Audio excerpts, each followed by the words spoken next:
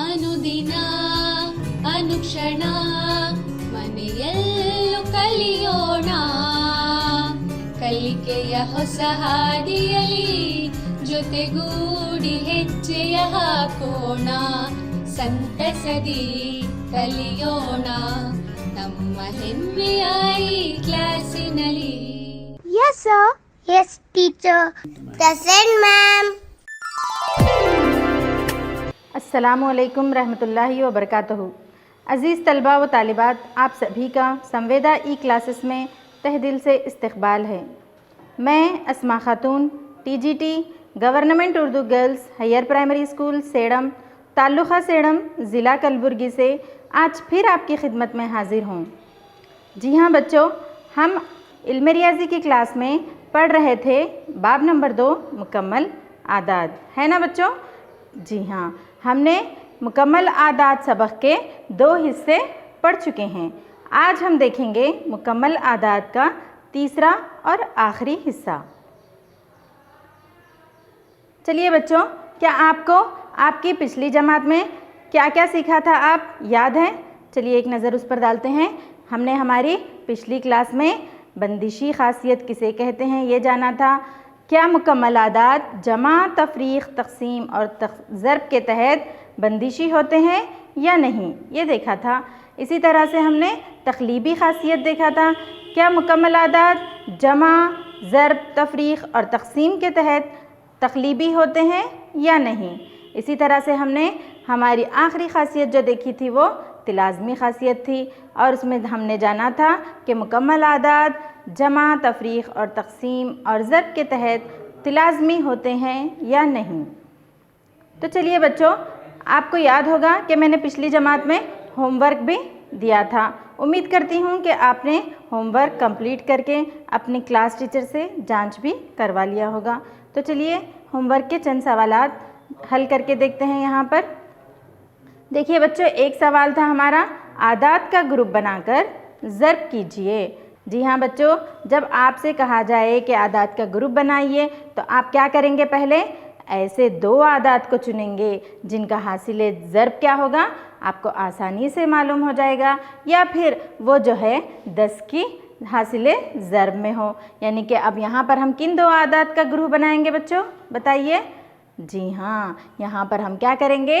8 और 125 को एक ग्रुप बनाएंगे, यानी कौसैन में इस तरह से लिखेंगे, क्योंकि 125 को जब हम 8 से ज़र्ब देंगे तो हमें हासिल होगा 1000। तो यहाँ पर देखिए बच्चों, 345 ज़र्ब 1000 लिखेंगे हम, तो 345 को 1000 से ज़र्ब देना यहाँ पर हमें बहुत आसान हो जाएगा। तो ये होगा 3,45,000, ये हमारा जवाब होगा। तो चलिए बच्चों, देखते हैं कि आज की क्लास में हम क्या पढ़ने वाले हैं। आज की क्लास में हम पढ़ेंगे जमा पर ज़र्ब की तक़सीमी खासियत, और फिर तमासिल जमा और ज़र्ब के लिए, और आखिर में हम देखेंगे मुकम्मल आदाद के चंद दिलचस्प नमूने। तो चलिए बच्चों, यहाँ पर देखिए एक लड़का है, उसका एक डाउट है। वो क्या कह रहा है कि 13 ज़र्ब 105, क्या इस सवाल को आसानी से हल किया जा सकता है? यानी कि क्या ज़र्ब मालूम करने का कोई आसान तरीक़ा है जिससे क्या है उसको ज़र्ब करने में आसानी हो जाए? तो चलिए हम ये बच्चे का डाउट क्लियर करते हैं। उसके लिए हमें सबसे पहले जमा पर ज़र्ब की तक़सीमी खासियत को जानना निहायत ही ज़रूरी होता है। तो चलिए एक सरगर्मी के ज़रिए हम जमा पर ज़र्ब की तक़सीमी खासियत को समझेंगे। यहाँ पर देखिए बच्चों, मैंने चंद फूल लिए हैं और इन्हें इस तरह से जोड़े हैं। किस तरह से जोड़े हैं? यहाँ पर देखिए बच्चों, उमूदी क़तार में 4 फूल लिए हैं और उफ़क़ी क़तार में 5 फूल लिए हैं। तो इसको हम कितने, ये जुमला कितने फूल हैं? 20 फूल हैं। तो हम इसको किस तरह से लिखेंगे? उमूदी क़तार के 4 फूल और उफ़क़ी क़तार के 5 फूल, यानी कि 4 ज़र्ब 5। तो 4 ज़र्ब 5 होगा 20। जुमला कितने फूल हैं? ये 20 ही फूल हैं। तो इसी जो उफ़क़ी क़तार के जो 5 फूल हैं, इन फूलों को हम इस तरह से भी लिख सकते हैं, यानी कि 3 जो हरे रंग के फूल जमा 2 गुलाबी रंग के फूल, तो 3 जमा 2 भी लिख सकते हैं, है ना बच्चों? तो इस तरह से ये एक तरीक़ा हो गया ज़र्ब में लिखने का। चलिए एक और तरीक़ा देखते हैं हम। उन्हीं 20 फूलों को इस तरह से जोड़ा गया है, यानी कि हरे रंग के फूलों को अलहदा और गुलाबी रंग के फूलों को हम यहाँ पर रखे हैं। यहाँ पर देखिए उमूदी क़तार में हरे रंग के कितने फूल हैं? 4 फूल हैं। और उफ़क़ी क़तार में कितने हैं हरे रंग के फूल? 3 फूल हैं। तो लिहाजा हम इसको किस तरह से लिखेंगे? 4 ज़रब 3 लिखेंगे। इसी तरह से अब जमा की अलामत डाल लेंगे। और ये देखिए अब गुलाबी रंग के फूल उमूदी क़तार में कितने हैं? 4 हैं, तो हम 4 लिखेंगे। ज़रब उफ़क़ी क़तार में कितने हैं गुलाबी रंग के फूल? 2 हैं, तो इस तरह से हम इसको 4 ज़रब 2 लिखेंगे। यानी कि यहाँ पर भी हमारे पास फूल जो है 20 ही हैं, लेकिन हम उसको अलहदा अलहदा करके इस तरह से भी लिख सकते हैं। यानी इस तरह से लिखने से हमें ज़रब करने में आसानी होती है।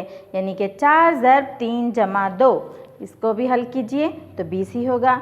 या फिर 4 ज़रब 3 जमा 4 ज़रब 2, ये भी हल कीजिए। 4 तिया 12 हो जाएगा, 4 दुगनी 8, 12 में 8 जमा करेंगे तो 20 ही आएगा। इसी को हम क्या कहते हैं? जमा पर ज़रब की तक़सीमी ख़ासियत।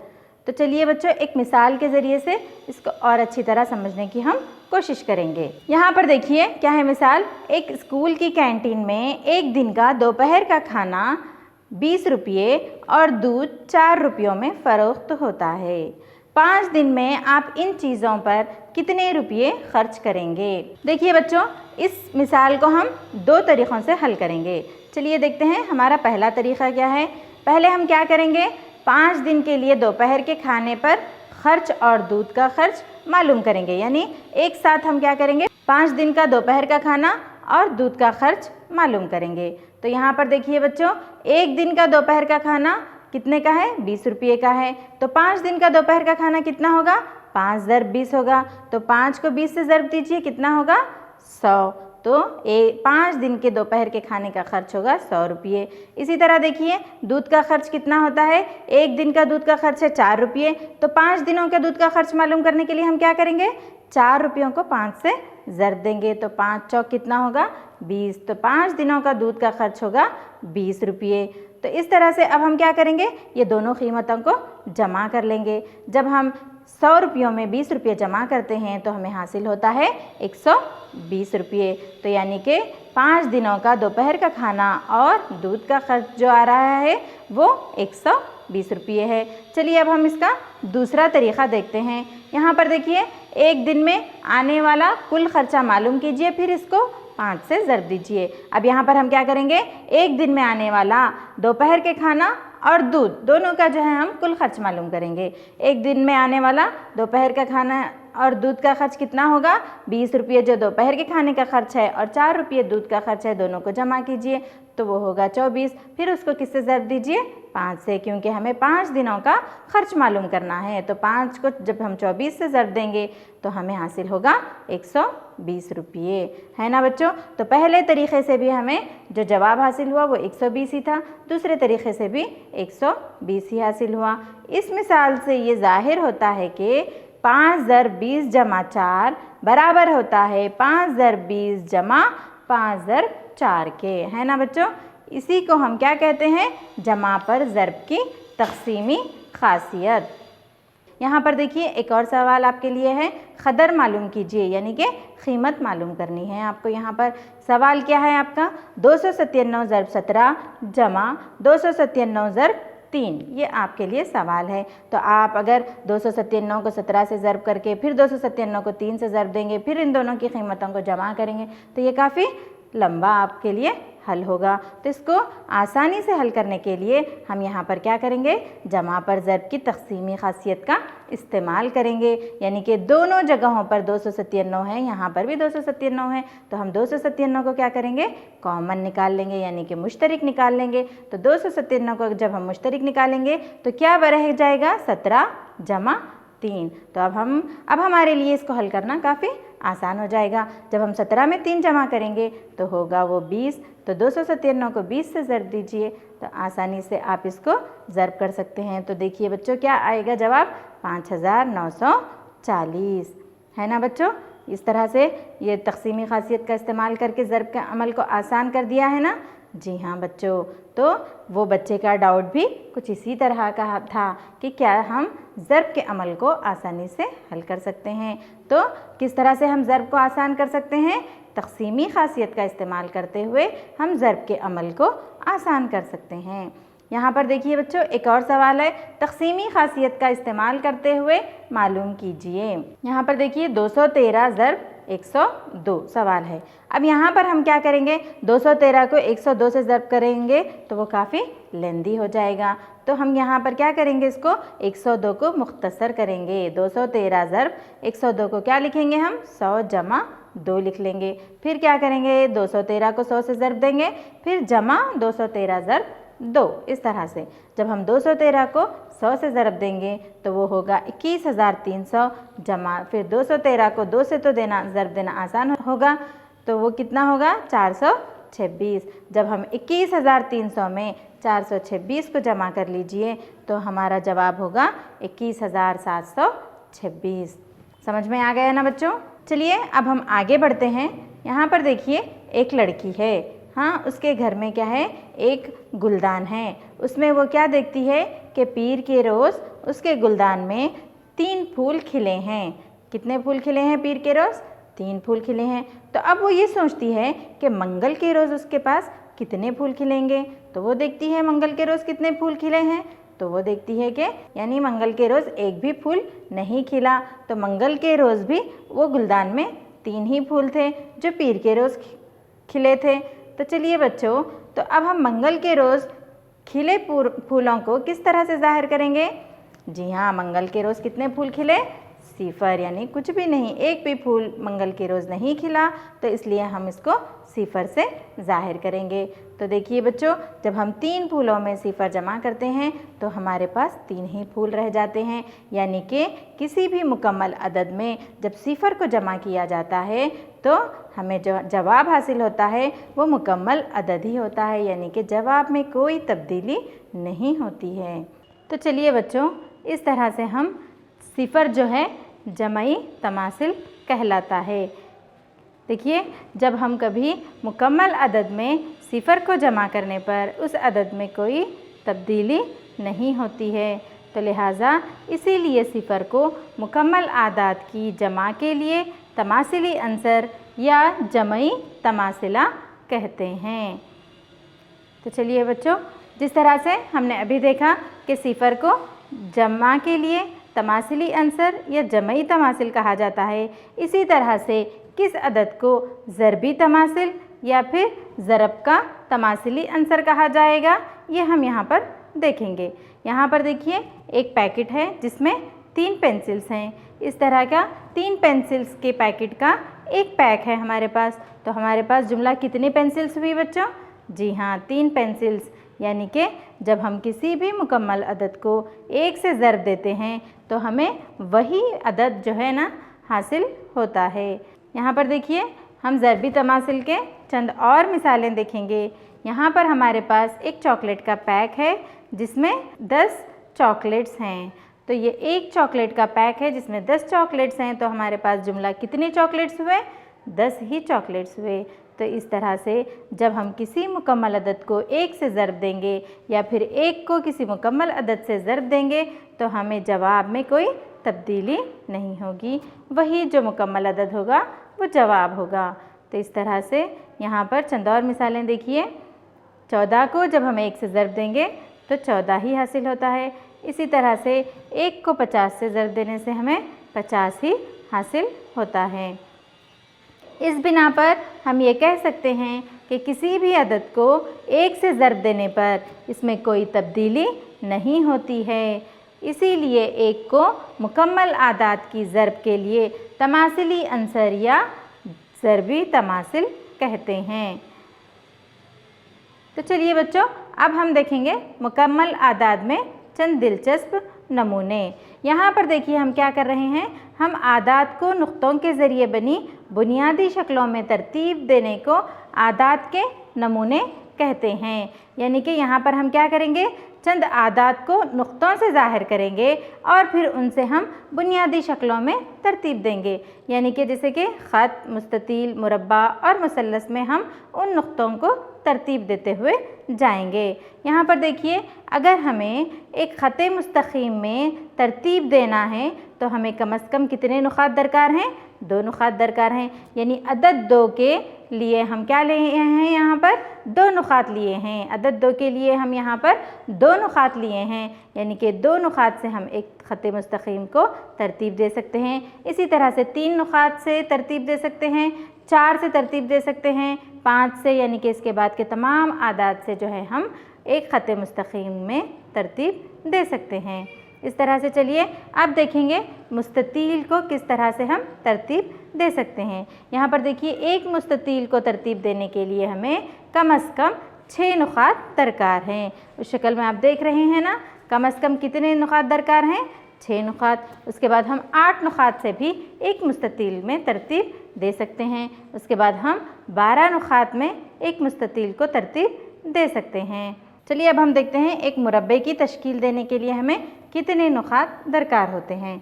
यहाँ पर देखिए, पहले हम 4 नुक़ात का इस्तेमाल करते हुए एक मुरब्बे को तरतीब दे सकते हैं। इसी तरह से 9 नुक़ात का इस्तेमाल करके एक मुरब्बे में तश्कील दे सकते हैं, 16 नुक़ात का इस्तेमाल करके, और फिर 25 नुक़ात का। यानी कि इस तरह से मुरब्बा आदाद से जो हम एक मुरब्बे में तश्कील दे सकते हैं।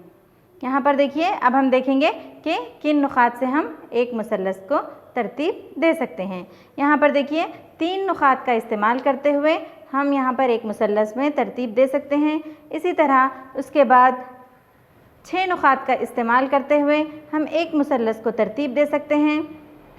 उसके बाद जो है हम 12 नुक़ात का इस्तेमाल करते हुए एक मुसल्लस को तरतीब दे सकते हैं।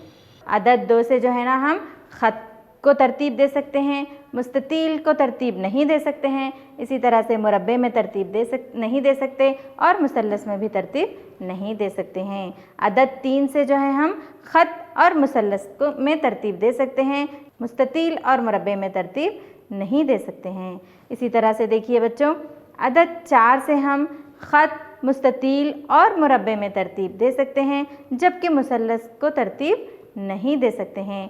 अदद 5 का इस्तेमाल करते हुए हम जो है सिर्फ़ और सिर्फ एक ख़त को तरतीब दे सकते हैं, जबकि मुस्ततील, मुरब्बा और मुसल्लस में तरतीब नहीं दे सकते हैं। इस तरह का चार्ट आपकी दरसी किताब में भी मौजूद है, आप देख लीजिए और आप चंद कॉइन्स लेकर इस तरह की शक्लें बनाकर भी देख सकते हैं। यहाँ पर मैं आपको एक वीडियो सरगर्मी में दिखला रही हूँ कि किस तरह से आप कॉइन्स का इस्तेमाल करते हुए इस तरह की शक्लों को तरतीब देकर देख सकते हैं। तलबा, यहाँ पर मैंने एक अदद को 5 को ज़ाहिर करने के लिए 5 कॉइन्स लिए हैं। कितने कॉइन्स हैं ये? 5 कॉइन्स हैं। इसको हम देखेंगे कि इसको हम कौन कौन से बुनियादी शक्लों में तरतीब दे सकते हैं। पहले देखेंगे, देखिए पहले ख़त मुस्तक़ीम। देखिए तलबा, यहाँ पर हम इस तरह से इन 5 कॉइन्स को एक ख़त मुस्तक़ीम में तरतीब दे सकते हैं। तो चलिए अब देखते हैं क्या इन्हीं 5 कॉइन्स को हम एक मुस्ततील नुमा शक्ल में तरतीब दे सकते हैं या नहीं।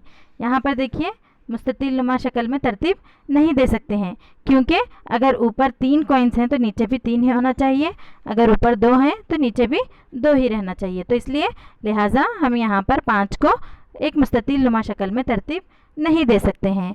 तो चलिए अब देखते हैं कि हम क्या एक मुरब्बा नुमा शक्ल में तरतीब दे सकते हैं या नहीं। देखिए, इसको हम एक मुरब्बा नुमा शक्ल में भी तरतीब नहीं दे सकते हैं, लिहाजा 5 को ना मुरब्बा नुमा शक्ल में भी तरतीब नहीं दिया जा सकता है। चलिए अब देखते हैं क्या हम इसको एक मुसल्लस नुमा शक्ल में तरतीब दे सकते हैं या नहीं। यहाँ पर देखिए तलबा, इसको हम मुसल्लस नुमा शक्ल में भी तरतीब नहीं दे सकते हैं। तो लिहाजा 5 को सिर्फ और सिर्फ हम ख़त मुस्तक़ीम में तरतीब दे सकते हैं और बाकी दूसरे कोई भी शक्ल में तरतीब नहीं दिया जा सकता। तलबा, अब यहाँ पर हम देखेंगे अदद 6 को किन किन बुनियादी अशकाल में तरतीब दिया जा सकता है। यहाँ पर देखिए, मैंने अदद 6 को ज़ाहिर करने के लिए 6 कॉइन्स लिए हैं। इसको किस तरह से जोड़ेंगे। देखिए, अगर हम इसको इस तरह से जोड़ेंगे तो ये कौन सी शक्ल हासिल होगी हमें? वेरी गुड, ये कौन सी शक्ल है तलबा? ये एक ख़त मुस्तक़ीम हासिल हो गया।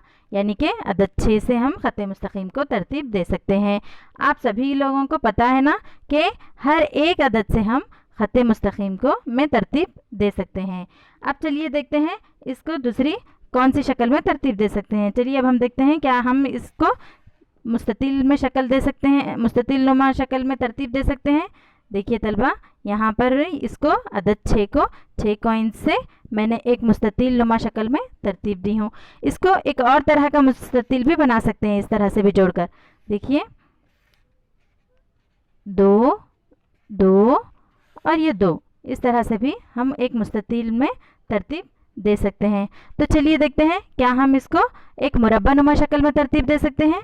जी नहीं, देखिए यहाँ पर एक मुरब्बा नहीं हासिल हो रहा है, तो हम 6 से मुरब्बा नुमा शक्ल में तरतीब नहीं दे सकते हैं। तो चलिए देखेंगे कि क्या हम एक मुसल्लस में तरतीब दे सकते हैं इसको।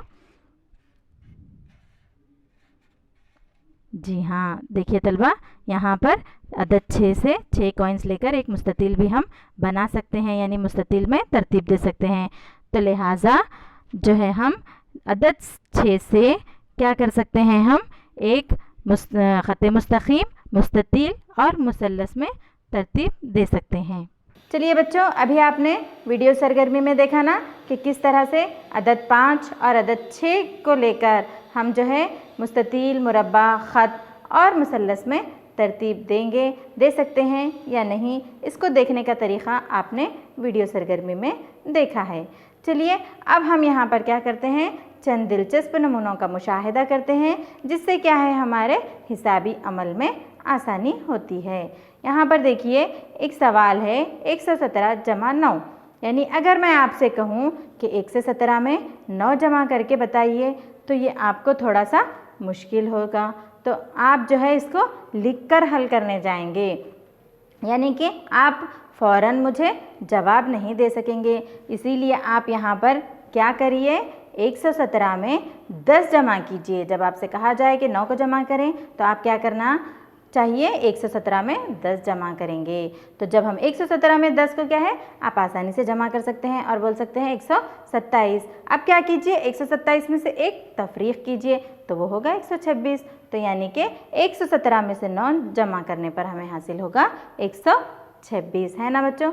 यहाँ पर देखिए बच्चों, अगर आपसे कहा जाए कि 117 में 99 जमा कीजिए तो यहाँ पर आप क्या करेंगे बच्चों, आप क्या करेंगे, कापी पेन लेकर उसको लिखेंगे, लिखकर जमा करने जाएंगे। तो आप ज़बानी नहीं बोल सकेंगे। तो ज़बानी बोलने के लिए आप क्या करेंगे, 117 में 99 जमा करने की बजाय 117 में 100 जमा कर लीजिए। कितने जमा करना है आपको, 117 में 100 जमा कर लीजिए। तो ये आपके लिए काफ़ी आसान होगा। 117 में 100 जमा करके कोई भी बोल सकता है ना बच्चों। तो 117 में 100 जमा करेंगे तो कितना होगा, 217 होगा। कितना होगा, 117 में 100 जमा करने पर 217 होगा। जब आप 217 में से जब हमें क्या जमा करना था, 99 जमा करना था, तो हमने 100 जमा किया है, तो इसलिए हम क्या करेंगे, 217 में से एक तफरीक करेंगे। 217 में से एक तफरीक करके आप आसानी से बोल सकते हैं ना बच्चों, 216 होगा। 117 में 99 जमा करने पर हमें हासिल होगा 216। इसी तरह से आपसे कहा जाए कि 117 में से 9 को तफरीक कीजिए तो यहाँ पर आप क्या करेंगे, इसको भी आप हल करने के लिए कापी पेन का इस्तेमाल करेंगे, है ना बच्चों। इसको आप ज़बानी किस तरह से कहेंगे, ये देखिए बच्चों, 117 में से आप क्या करेंगे, 10 तफरीक कीजिए। जब आपसे कहा जाए 9 तफरीक करने को तो आप क्या कीजिए, 10 तफरीक कीजिए। तो ये तो आसानी से कर सकते हैं आप। 117 में से 10 को तफरीक, है ना बच्चों। तो 117 में से जब आप 10 तफरीक करेंगे तो आपको आएगा आपका जवाब 107। अब क्या कीजिए, 107 में 1 जमा कीजिए तो वो होगा 108, है ना बच्चों। तो इसी तरह से अगर आपसे कहा जाए कि 117 से 99 तफरीक करके बताइए तो आप यहाँ पर भी क्या करेंगे, 117 में क्या तफरीक करेंगे, 100 तफरीक करेंगे।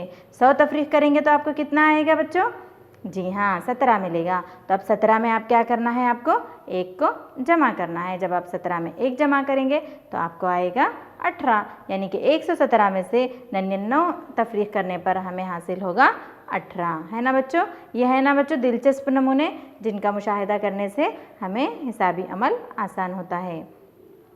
यहाँ पर चंद और नमूने हैं, देखिए आप। यहाँ पर एक सवाल है 84 ज़रब 9, यानी कि 84 को हमें क्या करना है, 9 से ज़रब देना है। तो इसको भी ज़रब देने के लिए एक आसान तरीक़ा है। 84 ज़रब लिखेंगे, 9 को थोड़ा सा मुख्तसर कर लेंगे हम, 10 - 9 लिखेंगे। तो 84 को 10 से ज़रब दीजिए, 840 होगा। -84 × 84, 840 में से 84 को तफरीक़ कीजिए तो वो आएगा 756।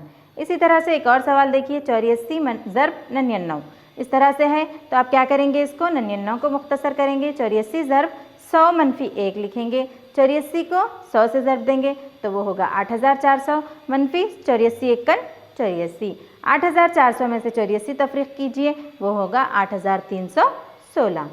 चलिए बच्चों एक और सवाल देखते हैं। 84 ज़रब 999 है, तो अब हम इसको क्या करेंगे, 999 को मुख्तसर करेंगे तो वो होगा 1000 - 1। तो 84 को जब हम 1000 से ज़रब देंगे तो वो होगा 84000 - 84 × 84, 84000 में से 84 को तफरीक़ कीजिए, वो आएगा 83916। समझ में आ गया है ना बच्चों। चलिए चंद और जो है ज़रब देने का आसान तरीक़ा अब हम देखते हैं। यहाँ पर देखिए एक सवाल है 36 ज़रब 99। यहाँ पर ज़ारिब में भी 2 हिस्से हैं और मज़रूब में भी 2 हिस्से हैं। जब हम इस तरह से 2-2 हिस्सों वाले आदाद को ज़रब देंगे तो इसके लिए हम क्या करेंगे, एक आसान सी ट्रिक है, उसको देखिए। 36 को हम क्या करेंगे, उससे एक फ़ौरन पहले वाला अदद लेंगे। 36 से फ़ौरन पहले वाला अदद होगा 35। फिर उसके बाद क्या करेंगे, हम ये 9 में से 3 को तफरीक़ करेंगे। 9 में से 3 तफरीक़ करेंगे तो कितना होगा, 6 लिख लेंगे यहाँ पर। इसी तरह से अगले 9 में से 5 तफरीक़ करेंगे। अगले 9 में से 5 को तफरीक़ करेंगे तो कितना होगा बच्चों, 4 होगा, तो 4 लिखेंगे। तो इसका जवाब हुआ 3564। इसी तरह से देखिए यहाँ पर एक और सवाल है 79 ज़रब 999। यहाँ पर देखिए ज़ारिब में 2 हिस्से हैं और मज़रूब में 3 हिस्से हैं। तो इस तरह के सवालात को आप कैसे हल करेंगे, यहाँ पर देखिए ज़ारिब को भी हम 3 हिस्सी अदद बना लेंगे, यानी कि आगे सिफर है समझ लेंगे। यहाँ पर अब हम क्या करेंगे, 79 को क्या लिखेंगे, 78। किस तरह से लिखेंगे, 0 7 8, इस तरह से हम 78 लिखेंगे। फिर अब 999 को क्या करेंगे, हम ये 9 में से 0 को तफरीक़ करेंगे। 9 में से 0 तफरीक़ करेंगे तो कितना होगा, 9 ही होगा। इसी तरह से जब हम 9 में से 7 को तफरीक़ कीजिए तो कितना होगा, 2 होगा। फिर वो अगले 9 में से 8 को तफरीक़ कीजिए तो कितना होगा, 1 होगा। तो इस तरह से हमारा जवाब होगा 78921। यहाँ पर एक और सवाल देखिए 524 ज़रब 99। अगर ज़ारिब में 3 हिस्से और मज़रूब में 2 हिस्से होंगे तो आप जो अभी मैं पहले मरतबा आपको बताई थी ना किस तरह से ज़रब देना, यानी कि 99 को हम मुख्तसर करेंगे, 100 - 1 लिखेंगे। इस तरह से इसका ज़रब मालूम करेंगे। 524 को जब हम 100 से ज़रब देंगे वो होगा 52400 - 524 × 524। 52400 में से 524 को तफरीक़ कीजिए तो हासिल होगा 51876। तो चलिए बच्चों अभी तक हमने जो भी ख़ासियतों के बारे में पढ़ा है उन सब के जो है मिसालों के साथ जो है यहाँ पर आपको जोड़ लगाइए। एक सवाल दिया गया है, आपको क्या करना है, उन्हें जोड़ लगाना है। पहले देखिए पहली ख़ासियत जो हमने सीखा था वो है जमा की बंदिशी ख़ासियत। याद कीजिए बच्चों, सोचिए जमा की बंदिशी ख़ासियत किसे कहते हैं। जी हाँ, किसी 2 मुकम्मल आदाद को जब हम जमा करते हैं तो हमें हासिल होने वाला अदद भी एक मुकम्मल अदद ही होता है। तो यहाँ पर देखिए इसमें से कौन सा सही है। जी हाँ, 12 जमा 14 मसावी है 26। इसके बाद देखिए जमई तमासिला। याद कीजिए बच्चों जमई तमासिला किसे कहते हैं, 0 को जो है जमई तमासिला कहा जाता है। तो लिहाजा 12 जमा 0 मसावी है 12।